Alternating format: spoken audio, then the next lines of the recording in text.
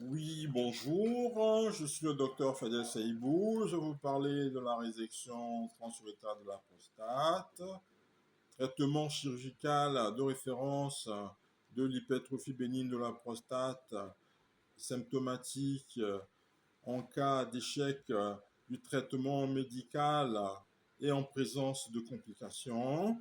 Comme indication principale, nous avons les symptômes obstructifs ou irritatifs sévères avec score APSS supérieur à 20, avec également un retentissement sur la qualité de vie. Donc, dans ce cadre, nous avons la rétention urinaire aiguë ou chronique avec échec du sevrage de la sonde.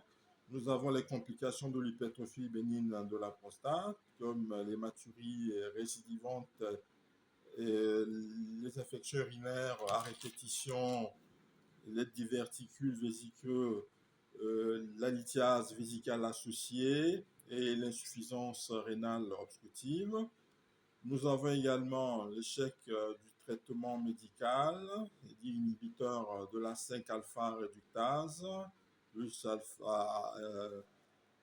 alpha bloquant. Comme contre-indication, nous avons le cancer de la prostate nécessitant une prostatomie radicale si localisée, anesthésie générale contre-indiquée, trouble de la coagulation non corrigée. Comme matériel utilisé pour la résection transurétale de la prostate, nous avons le résecteur endoscopique avec le cystoscope résecteur 24-26 FR avec point latéral pour irrigation, once de résection monopolaire ou bipolaire, générateur électrochirurgical réglé en coagulation coupante 120-150 watts pour la coupe, 60-80 watts pour la coagulation. Nous avons également le système d'irrigation avec solution isotonique sérum glucocol 1,5% ou sérum physiologique si résection bipolaire. Nous avons la pression contrôlée, dit 60 cm d'eau pour éviter l'absorption liquidienne. Pour l'optique, nous avons la lentille à 30 degrés pour une vision latérale optimale, caméra vidéo et écran de monitorage.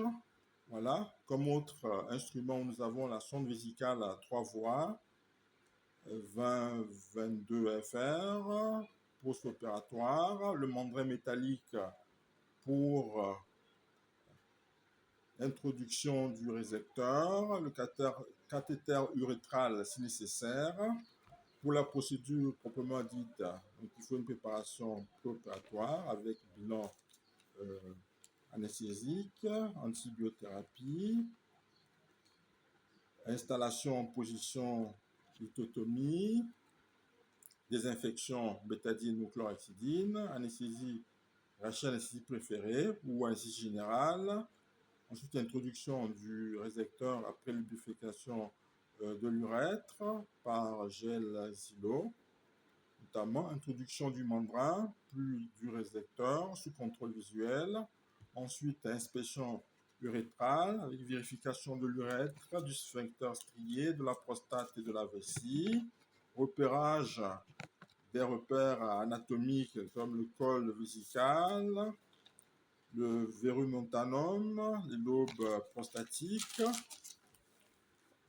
Suite résection proprement dite, avec la technique standard en 4 temps, c'est-à-dire résection du lobe médian, si présent, de la vessie vers le verumontanum, résection des lobes latéraux par coupe successive de haut en bas, ablation de l'adénome apical avec prudence pour éviter l'incontinence. Ensuite, coagulation des saignements et extraction des fragments réséqués. Et fin de la procédure après vérification de l'hémostase, évacuation des fragments par aspiration ou lavage vésical, mise en place d'une sonde vésicale à 3 voies, ballonnée à 30 millilitres. Pour les soins post-opératoires, nous avons l'irrigation continue pour 24-48 heures pour éviter les caillots, antibiothérapie post-opératoire pour 48 heures, ablation de la sonde après 24-112 heures si urine claire.